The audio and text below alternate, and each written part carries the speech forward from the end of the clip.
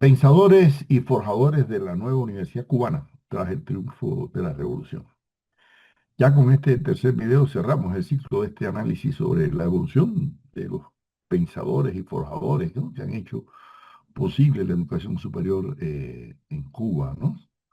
En primer lugar, bueno, la labor de estos gestores y pensadores en esta nueva etapa que se abre en la segunda mitad del siglo XX está lógicamente articulada, ¿no?, a las transformaciones políticas, económicas, sociales, culturales que se dieron a partir del triunfo de enero del 59, ¿no?, de un proceso revolucionario que no fue simplemente derrocar una dictadura sangrienta, sino un cambio económico, político y social importante, ¿no?, en nuestro país, ¿no? Y esto implicaba, en primer lugar, un proceso de democratización, ¿no?, de la educación, por el hecho de que, bueno, en Cuba había un índice de analfabeto muy alto, más del 40%, ¿no?, de la población, y sin embargo había una cantidad de maestros sin escuelas, en fin, nada. Por eso, desde un primer momento, lo primero que se planteó fue una campaña de alfabetización. Yo mismo fui con 11 años alfabetizador en los campos, ¿no?, para enseñar a los campesinos, ¿no? Y fue una obra maratónica, ¿no?, que duró un año hasta que se declaró a Cuba por la UNESCO Territorio Libre, ¿no?, de analfabetismo, ¿no? Pero inmediatamente se crearon facultades obrero-campesinas para facilitar el estudio, ¿no?, enseñanza media, enseñanza superior a los obreros, ¿no? Y se creó un plan de beca extraordinario, ¿no?, para que los estudiantes pudieran entrar, ¿no?, a las universidades. Existían nada más que tres universidades, ¿no? La Habana, la de Santiago Oriente, en Santiago de Cuba, y la de Central Marta Abreu de la Villa, en Santa Clara. Pero bueno, esas tres primeras fueron núcleos central. Había algunas universidades pequeñas privadas que fueron nacionalizadas ya al poco tiempo porque se fue eliminando a esas universidades, algunas de garaje, como se dice a veces por acá, muy pequeñas que no le interesaba mucho la calidad de la educación, sino el mercantilismo, ¿no? Entonces, primero se trató de centrar la atención en esas tres universidades.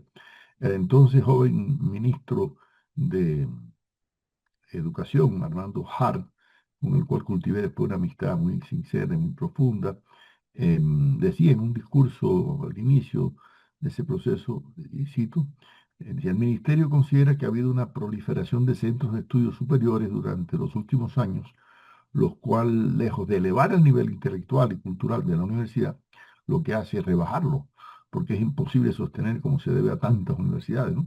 Preferimos concentrar todas nuestras fuerzas en atender las tres universidades autónomas, la de La Habana, Las Villas y Oriente, para hacerlo de manera diferente. Así fue. O sea, prácticamente el gobierno concentró su atención en las tres principales. Estamos hablando de la década de los años, ¿no? 60.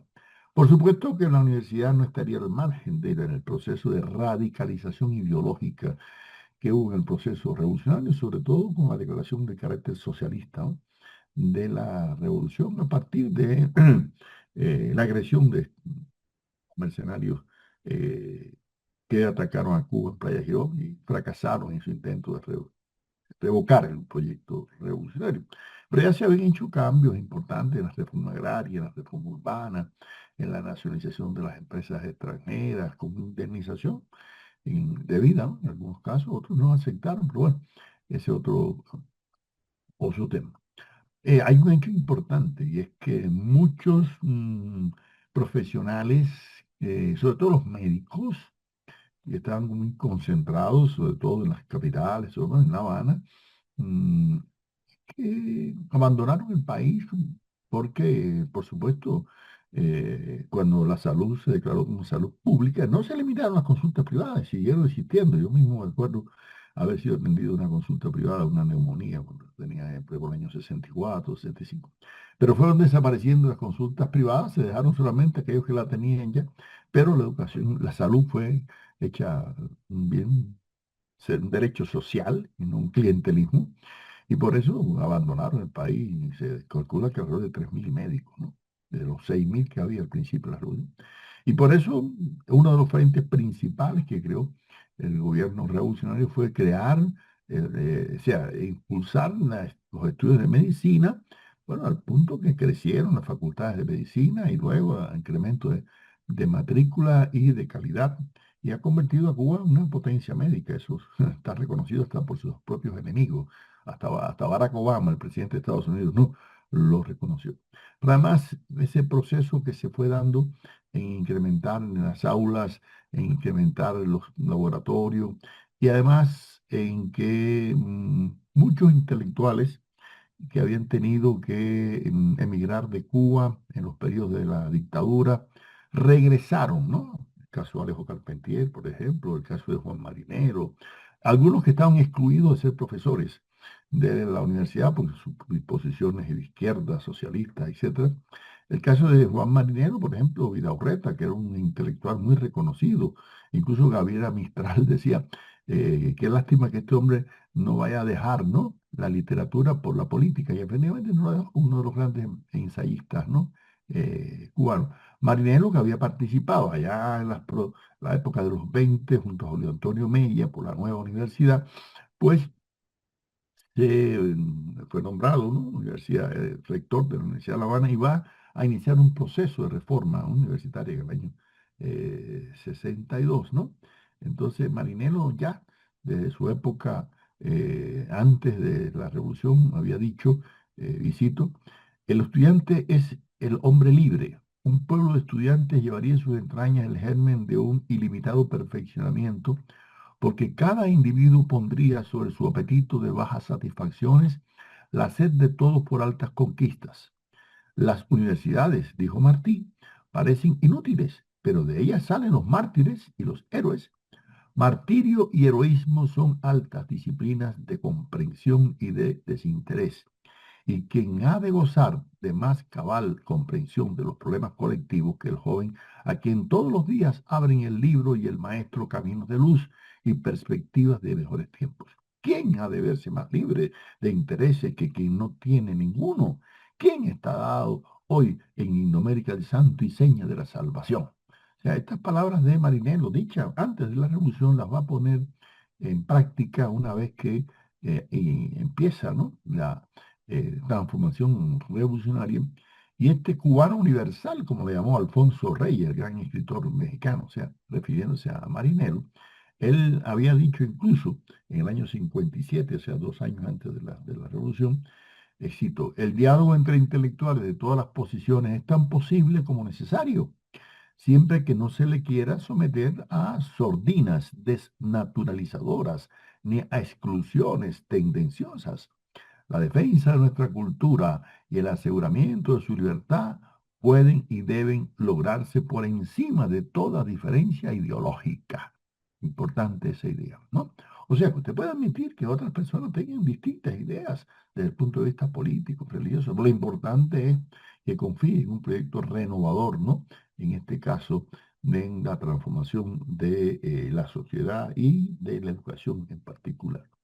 Según Ana Cairo Ballester, que ha hecho un estudio de la Universidad de La Habana junto a Eduardo Torres Cuevas y a Ramón de Armas, en magníficos 2 tomos sobre el tema, decía que en 1960 el Consejo de Ministros creó el Consejo Superior de Universidades como órgano rector de la educación superior cubana y con adecuada representatividad de los distintos sectores de las 3 universidades públicas del país.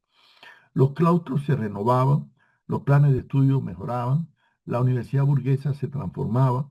Por primera vez en la institución comenzaban a marchar al unísono las inquietudes políticas y las científicas. Eso es importante, según lo que plantea, porque hay una mejor correspondencia de la universidad con las necesidades del país, ¿no? Y eso dio lugar a que se planteara la necesidad de una transformación no solamente cultural, sino tecnológica, científica, ¿no? Y por eso comenzó un proceso en el año 62, ¿no?, de transformación de las 3 universidades cubanas, y eso va a dar lugar después a una proliferación de universidades, como vamos a ver en la actualidad. En el año 74, cuando Juan Marinero recibió la condición de profesor emérito de la Universidad de La Habana, hacía un balance, ¿no?, de aquellos años y decía, escuchen, cuando tuve el honor de promulgar desde la escalinata, o sea, se refiere a la escalinata de la Universidad de La Habana, y como rector de esta casa, la reforma universitaria dictada por la Revolución, y también el día feliz en que se inauguró la Facultad Obrera y Campesina, me pareció bien decir que la tarea de traer el pueblo a la universidad no era la más ardua, ya que destruidas las barreras de orden social y la diferencia económica, quedaba la enseñanza superior como patrimonio asequible a quien quisiera recibirla. Cosa de mayor complejidad estaba en llevar la universidad a todo el pueblo.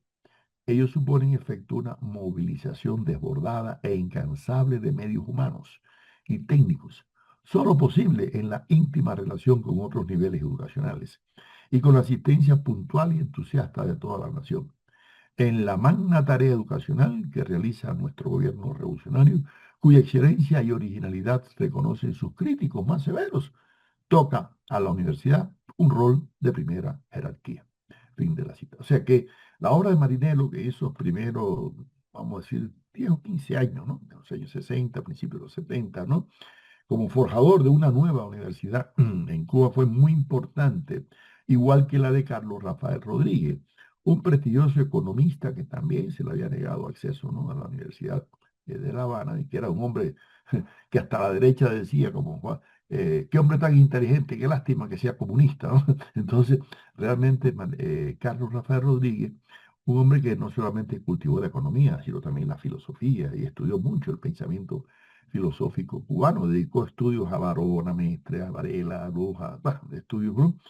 Y él incluso participaba en un programa radial que se hizo en los años 50, una experiencia bonita, desarrollada por Jorge Mañach, que después hablaremos de él, filósofo cubano, que también, miren, emigró después del triunfo de la Revolución. Y entonces, en ese programa radial, que se llamaba La Universidad del Aire, allí Juan Carlos Rafael Rodríguez había planteado la necesidad que había que cambiar la estructura, ¿no?, académica de las universidades, ¿no? En un momento decía, es necesario admitir que al tratar de formar los técnicos y los especialistas que son indispensables para aprovechar y continuar el sorprendente dominio de la naturaleza y de la explotación casi increíble de sus posibilidades que ahora nos confiere el progreso técnico, corremos el riesgo de entregar a la sociedad, si no estamos precavidos del peligro, un graduado universitario muy preparado en el limitado rango de la especialidad que domina, pero ignorante de todo lo demás. Y ese, todo lo demás, es mucho, comprende tanto regiones enteras de la ciencia como todo aquello que ha producido el hombre en largos siglos de arte. En suma, la cultura.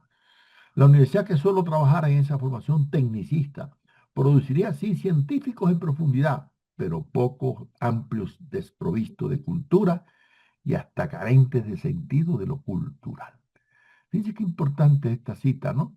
Porque hoy en día que se ha puesto de moda ese tecnicismo que hay que eliminar las humanidades, la filosofía, la ciencia, el arte, la literatura, ¿no? Y que ha llevado al error, ¿no?, de muchas universidades a subestimar esas enseñanzas, ¿no? Y que demostró Marta Nussbaum que la democracia necesita de las humanidades, ¿no? Como decía también Albert Einstein, ¿no?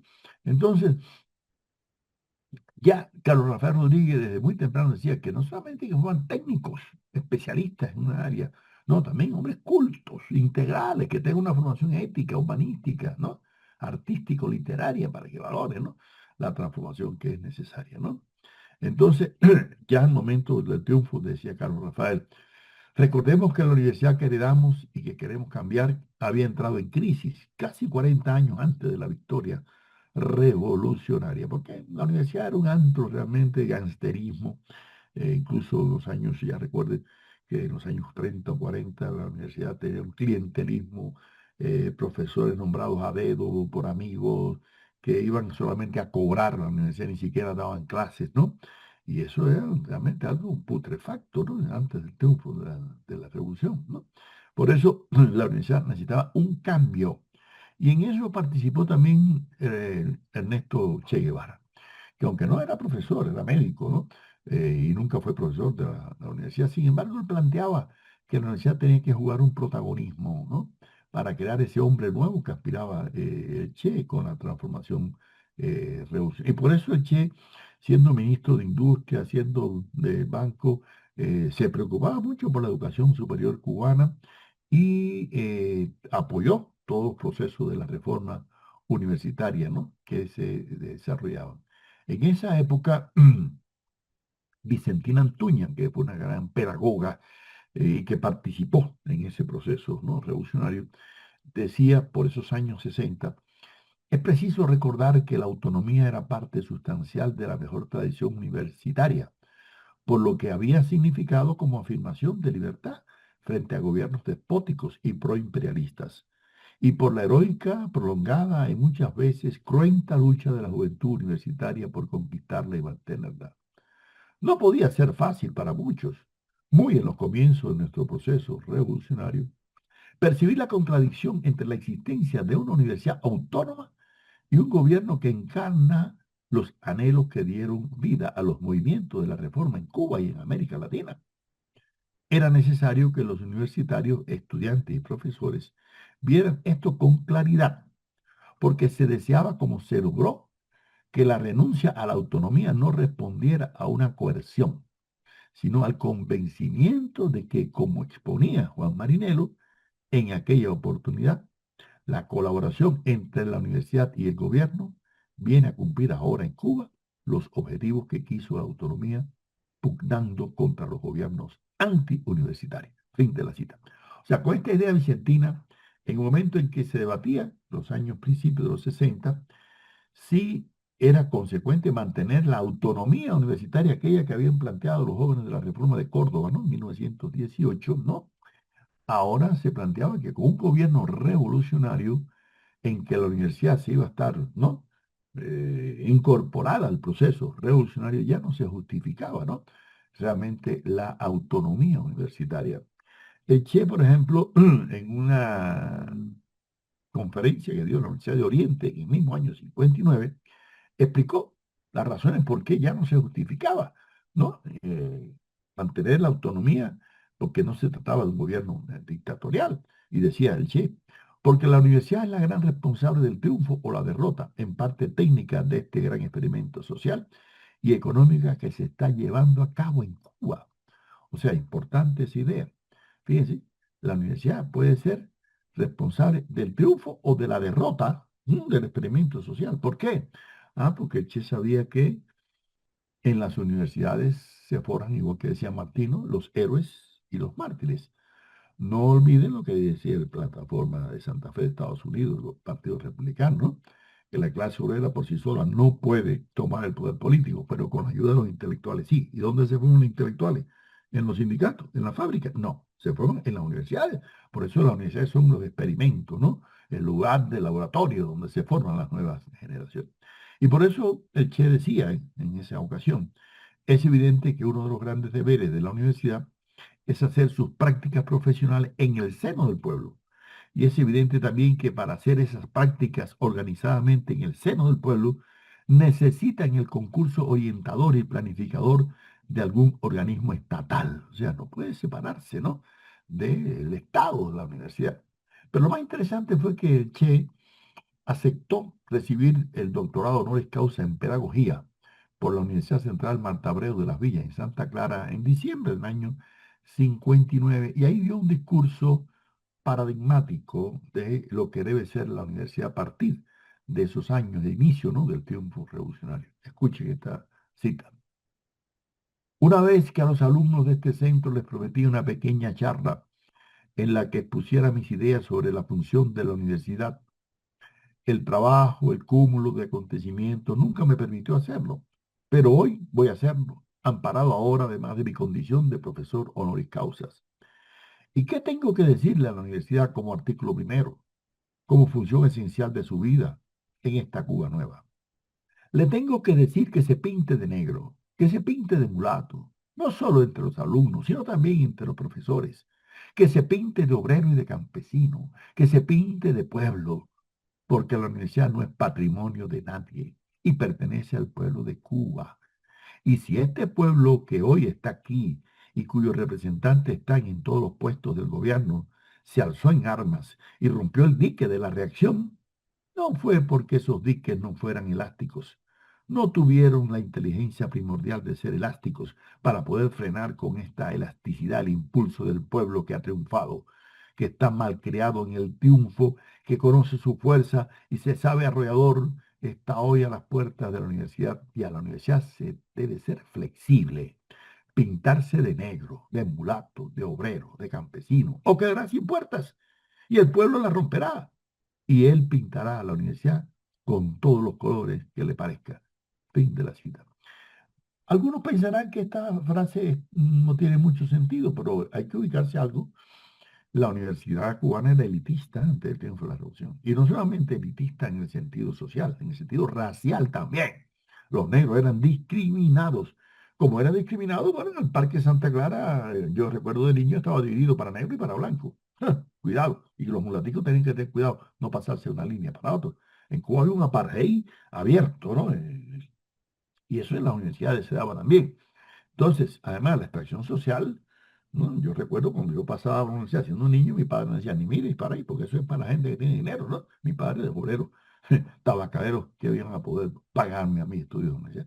Y gracias a que hubo una revolución, pude yo entrar en esa universidad y hacerme hasta profesor hoy de mérito, ¿no? De esa Universidad Central de la Villa, ¿no? Entonces, realmente que afortunadamente hubo un cambio revolucionario y el Che lo vaticinó.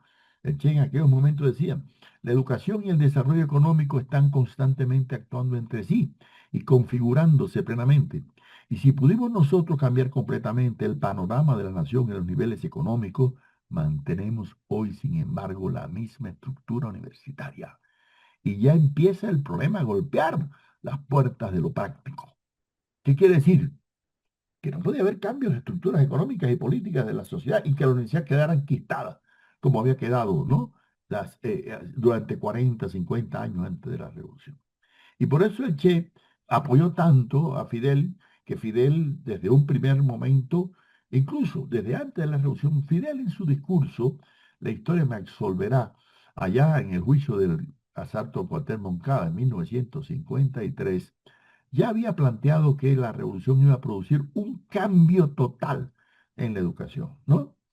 Y luego, al triunfo de la revolución, Fidel se reunió con muchos intelectuales y científicos en la Biblioteca Nacional en La Habana y dijo una frase muy paradigmática. Cito, estos años 61. El futuro de nuestra patria tiene que ser necesariamente el futuro de hombres de ciencia. Tiene que ser un futuro de hombres de pensamiento. Fin de la cita. Esto es importante recalcarlo. No solamente está hablando de hombres de ciencia, sino hombres de pensamiento, de cultura, de formación humanística, ¿no? De formación en todos los planos, ¿no? Intelectuales. Y por eso en otro momento ese optimismo que caracterizó a Fidel decía, albergo la más absoluta convicción de que solo la educación podrá salvar la especie humana. La naturaleza humana no produce a todos los hombres exactamente iguales. Hay solo una cosa que puede hacerlo a todos los hombres, más o menos iguales. Hay solo un medio que hace que todos los hombres se asemejen, y ese medio es la educación. La educación es el instrumento por excelencia en la búsqueda de la igualdad, bienestar y la justicia social. Por supuesto que esta idea no es nueva. Esta idea viene desde la Ilustración. Ustedes recuerdan a Félix Varela, a Luz y Caballero, José Martí, a Barona. Desde el siglo XVIII estábamos hablando, ¿no? Y además en América Latina y en el mundo, no solamente. Siempre la confianza que tuvo Herder, Humboldt, ¿no? En la educación, ¿no? Y Kant, ¿no? Entonces, realmente la Revolución Cubana lo que hizo fue realmente dar la posibilidad de que se abriera ese camino. Y por eso Fidel también decía al inicio, cito, la revolución hará el máximo por crear todas las posibilidades para que cada niño, cada joven, cada adolescente sea un gran pensador y sea un gran creador, que con la suma de inteligencia y de la capacidad creadora de todos pueda hacer la revolución grandes milagros. Esos milagros que es capaz de hacer el hombre con sus esfuerzos, con su valentía, con su tenacidad, con sus sentimientos nobles y solidarios. Fin de la cita. Por eso desde el principio Fidel puso tu énfasis en ampliar, ¿no? En popularizar la enseñanza superior, las universidades, abrir las facultades, abrir nuevas facultades y exigir, ¿no? El tema de la formación ética, de valores, ¿no? Para que generen una nueva generación de jóvenes intelectuales, técnicos, científicos, ingenieros formados, ¿no? Por eso él decía en otro momento, en un discurso de la Universidad de La Habana: yo tengo una confianza ciega en la capacidad del hombre para la virtud. Creo que Martí dijo algo parecido.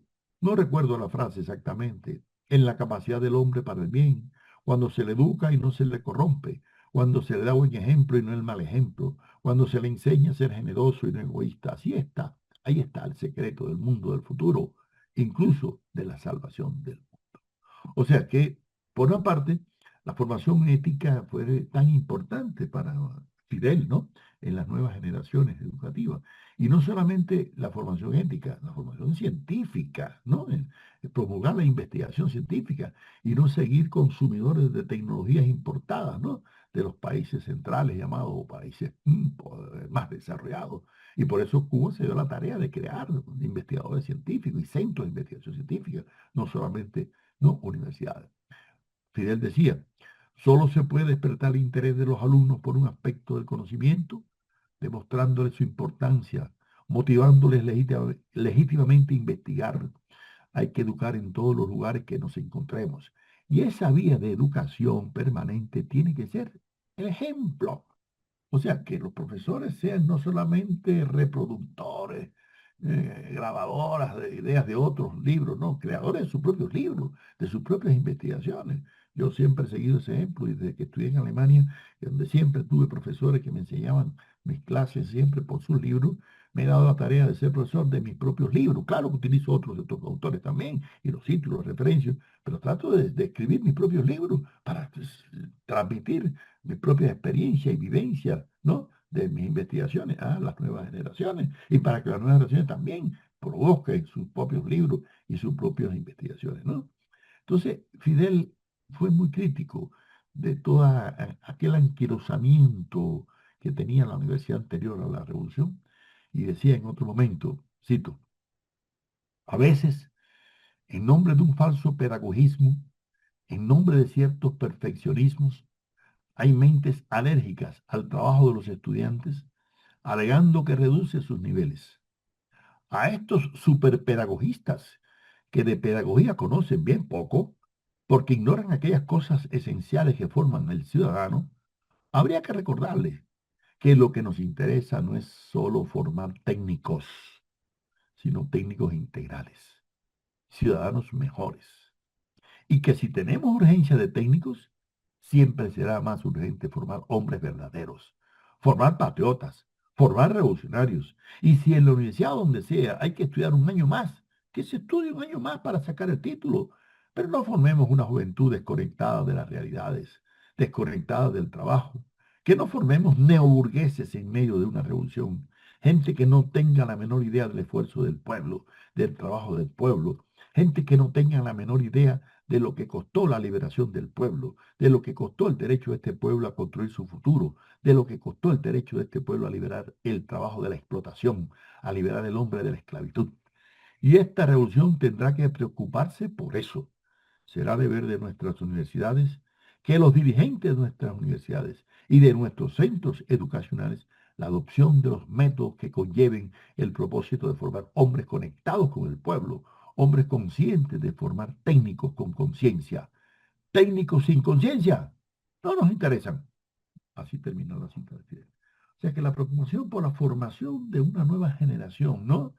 Que no solamente sea técnicamente superior, sino ética, política, ideológicamente superior, fue muy importante. Y por eso Fidel comenzó un proceso llamado universalización de la universidad, que fue primero la creación de nuevas sedes. Primero de aquellas universidades se sacaron otras filiales en Camagüey, en Ciego de Ávila, y así yo recuerdo, yo participé en los años 70 en aquellos procesos en que algunas filiales, la Universidad de La Habana se ocupó, por ejemplo, de atender la creación de la Universidad de Pinar del Río y Matanza, la Universidad de Las Villas, ir creando en la Universidad de Camagüey, en la Universidad de Ciego de Ávila y en Santo Espíritu y en Cienfuegos, la Universidad de Oriente, para ir creando en Bayamo, en Holguín, en Constancia, ir irradiando y crear centros que hoy en día son universidades.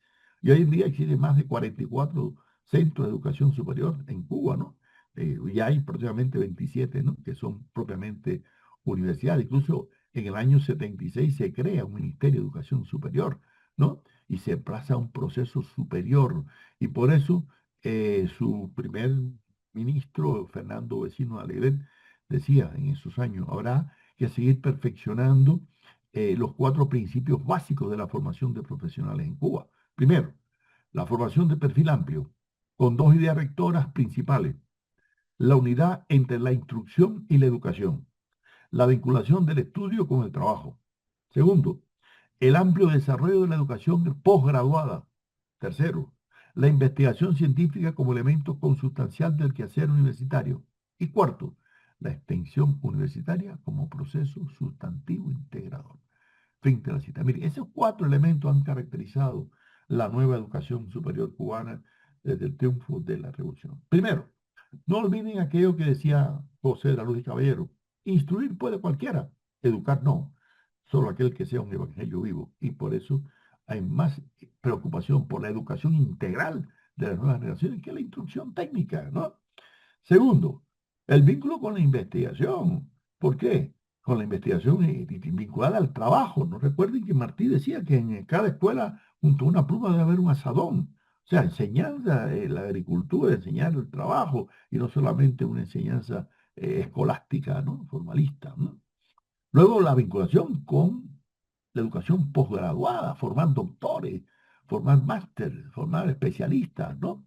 Entonces, la investigación científica se hizo. Y por último, la extensión, que quiere decir el vínculo con el pueblo, que la universidad se vuelque hacia la fábrica, hacia los centros de trabajo, hacia el campesino, hacia las granjas, hacia los, ¿no? Hospitales, ¿no? Y por eso se cambió realmente la concepción de la universidad a partir del triunfo revolucionario. Pedro Urritinier, que es un físico, profesor de la Universidad de Oriente, que ha trabajado mucho el tema de la educación superior en Cuba, decía: si de algún modo hubiera que caracterizar sintéticamente este nuevo tipo de universidad cubana, diríamos que se trata de un concepto superior a la universidad tradicional, limitada dentro de sus muros y estructurada con patrones rígidos, tradicionales, difíciles de cambiar. Es un concepto extendido de amplia significación social, abarcador porque cubre todo el territorio nacional, soportándose sobre la infraestructura educacional y utilizando los recursos materiales y humanos disponibles en cada territorio, lo cual asegura su sustentabilidad. Es una integración que transforma culturalmente la comunidad donde está enclavada y crea las bases para lograr el pleno acceso a los estudios superiores, la aspiración final de dicho modelo. Fin de la cita. O sea, que la universalización de la universidad, aparte de otra cosa, la Universidad Cubana desde un primer momento se amplió no solamente a otros sectores sociales, obreros, campesinos, sino también dando becas a estudiantes de otros países de América Latina, de África, de Asia, pero incluso hasta estudiantes pobres de los Estados Unidos, ¿no? Han venido a estudiar a Cuba. O sea que la solidaridad que planteó Cuba, y no solamente enviando luego maestros y médicos a otros países para campañas de alfabetización, como lo ha hecho en varios países, ¿no? ¿No? Con el método Yo Sí Puedo, y con médicos en muchas partes. También empezó a formarse muchos. Hoy en día hay incluso hasta presidentes de países en África que han estudiado en Cuba. Se crearon incluso centros, no solamente universitarios, de enseñanza media superior, de secundaria, para preparar técnicos de África, de América Latina, ¿no? Del Asia, de Vietnam, en plena guerra, ¿no? Por ejemplo, de Vietnam, ¿no? Entonces, por eso hubo un cambio radical, y a partir de los años 80 se crearon 938 sedes universitarias municipales. ¿Qué quiere decir eso? Bueno, donde en cada municipio se creó, por ejemplo, una carrera o un programa en particular. Comenzó un proceso de universalización y de cambio radical, y eso dio lugar ¿a qué? A que la universidad hoy en día de América Latina cubana tenga un prestigio, un reconocimiento, independientemente de las limitaciones producto del bloqueo norteamericano, ese bloqueo cruel, injusto, inhumano, condenado por la comunidad mundial, que nos afecta lógicamente en la educación, como nos afecta en la salud, como nos afecta en el nivel de vida de la población. Bueno, para concluir estos tres videos que hemos visto sobre la evolución de la educación superior a partir de sus forjadores y sus pensadores, no tengo tiempo de hacer referencia a grandes personalidades científicas, intelectuales, pueden revisar el libro que publicó la UNESCO en el año 2008, que está en la referencia del resumen, en el enlace para libremente en Internet, que se llama Forjadores y Pensadores de la Universidad Latinoamericana, en la que yo escribí la parte de Cuba y ahí hago referencia a muchos de esos intelectuales y profesionales y técnicos de hoy, prestigio internacional, muchos de ellos, ¿no? Con premios incluso hasta miembros de la Academia de Ciencias Mundial, ¿no? Pero yo creo que para concluir, podemos decir que la historia del pensamiento de Cuba evidencia que todo este un proceso universitario se ha desarrollado en consecuencia y en correspondencia con demandas de carácter no solamente científico, no solamente epistemológico, sino también axiológicas, humanistas, desde allá, desde Varela y Luz, y desde ¿no? Barona y Martí, desde los que pensaron en la Universidad Cubana, Carlos de la Torre Huerta, que el primer rector allá de la Universidad de La Habana, ¿no? En la época ya de la República, ¿no? Y yo creo que esos forjadores crearon modelos de universidad que aspiraban a transformar la sociedad cubana y en cierta medida la universidad logró también, antes de la revolución, en el periodo incluso hasta colonial, ¿no? Crear generaciones nuevas, porque de allí surgieron también intelectuales y técnicos y profesionales que incluso luego serían útiles en otros países. Aquí mismo en Colombia, varios, por ejemplo, Cisneros, un plan ingeniero que construyó aquí ferrocarriles y cogió el Puerto Colombia. Y así ha habido en Honduras, en México, muchos intelectuales y técnicos cubanos, ¿no? La primera biblioteca pública en Colombia la hizo un cubano, Manuel del Socorro, así que irradió desde la época, estamos hablando de la Ilustración. Yo creo que ya desde la Ilustración el pensamiento educativo cubano y además muchos textos se empezaron a divulgar por América Latina y se utilizan todavía, el Baldor, por ejemplo, álgebra y muchos textos de geografía, etcétera, se utilizan. Por lo tanto, la Universidad Cubana se transformó y contribuyó a gestar una nueva generación de técnicos, de profesionales. Y yo creo que la actual Universidad Cubana es heredera de esos pensadores, de esos forjadores, ¿no? Y si hay algo que la ha caracterizado en todos estos años, ha sido una confianza en la posibilidad de un perfeccionamiento humano y de vincularse a un humanismo práctico y a un optimismo epistemológico, a una confianza en que sí, que el hombre puede conocer la naturaleza y puede conocerse a sí mismo y puede no simplemente ser un dominador de la naturaleza, sino alguien que se hermane, se despose con la naturaleza, como decía José Martí. Y eso es lo que hoy en día es la tarea principal de la educación superior cubana.